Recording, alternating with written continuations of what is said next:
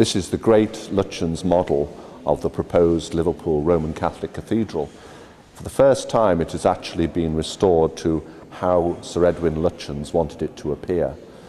It's been on display at the Walker Art Gallery, and in the future, from 2010, it will be on show at the new Museum of Liverpool at the waterfront in the city. The foundation stone of this gigantic cathedral was laid in 1933. Construction was expected to take up to 200 years, like cathedrals of old. The dome, at 510 feet, would be higher than St Peter's in Rome and St Paul's Cathedral in London. Construction stopped with the war, and work did not resume until 1956, when the crypt was finished.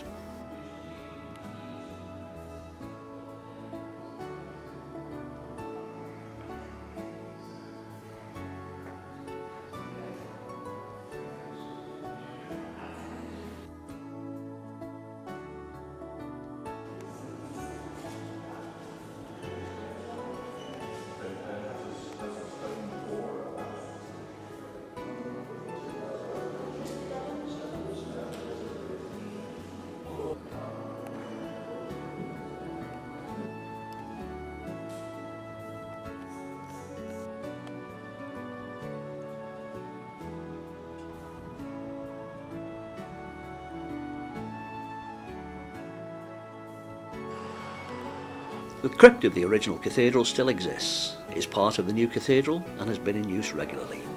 Money is currently being raised to provide a more user-friendly entrance to make it accessible by all.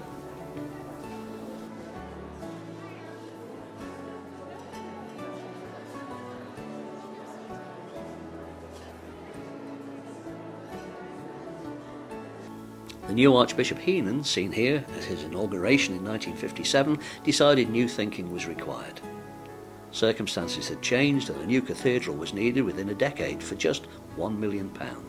The design competition was won by Sir Frederick Gibbet, and a new cathedral rose very quickly like a space rocket over the crypt area and foundations of the old design built of modern materials from the 20th century. It was completed in a 5-year period between 1962 and 1967.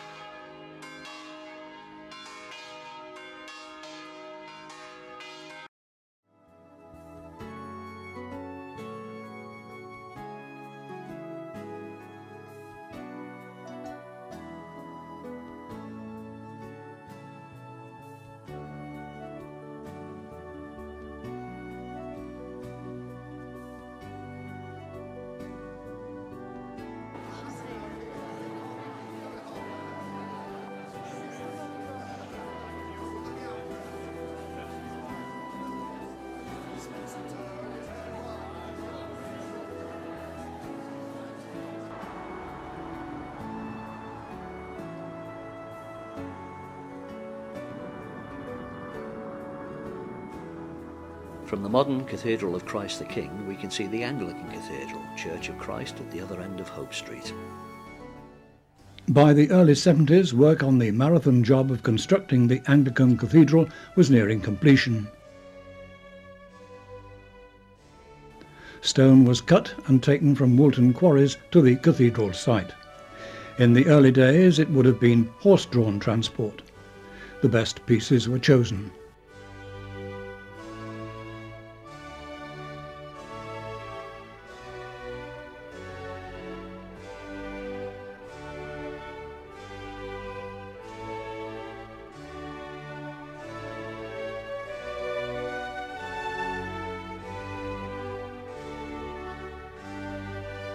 In the workshops, stonemasons worked on the stone, cutting it with the use of templates to give the final shapes and sizes.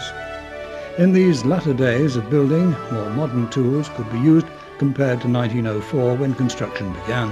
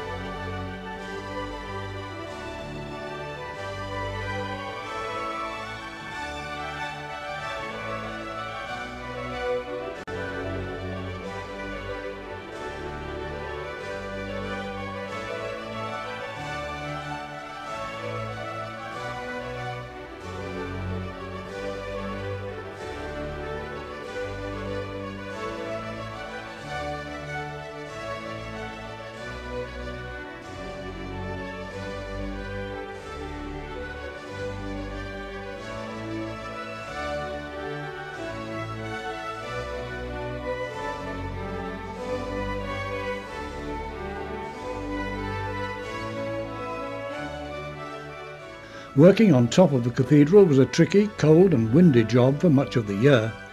Today, workers would have to wear hard hats and protective clothing, but even as late as the 1970s, that was not even considered. By October 1978, work was finished in time for the Queen to officially mark its completion. What a contrast it was to that day in June 1904, when Edward VII laid the foundation stone of what was to be a 74-year project designed by the young architect Giles Gilbert Scott and spanning the reigns of 4 monarchs. The 24th of October 1978, and the Queen, dressed in royal blue, mounted the steps and entered, thereby celebrating the completion of one of the biggest cathedrals in the world. In 2004, the Anglican Cathedral celebrated the centenary of the laying of its foundation stone. Both cathedrals are 20th century landmarks on the Liverpool skyline, built in 2 vastly different styles. Barring catastrophe, they will be here for centuries to come as monuments to the 20th century.